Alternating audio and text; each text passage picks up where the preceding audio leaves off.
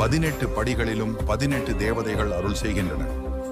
இந்த 18 படிகளும் வாழ்க்கை மற்றும் 18 வகையான குணங்களை குறிப்பதாகவும்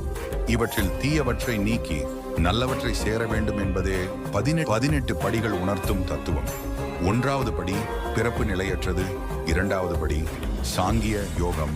3வது படி கர்மயோகம், 4வது படி ஞான யோகம், 5வது படி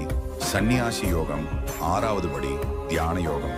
7வது படி ஞான விஞ்ஞான யோகம், 8வது படி அட்சர பிரம்ம யோகம், 9வது படி ராஜவித்யா ராஜகுஹ்ய யோகம், 10வது படி விபூதி யோகம், 11வது படி விஸ்வரூப தரிசன யோகம், 12வது படி பக்தி யோகம், 13வது படி சேஷத்திர விபாக யோகம், 14வது படி குணத்திரய விபாக யோகம், 15வது படி புருஷோத்தம யோகம், 16வது படி தெய்வாசுர சம்பத் விபாக யோகம்,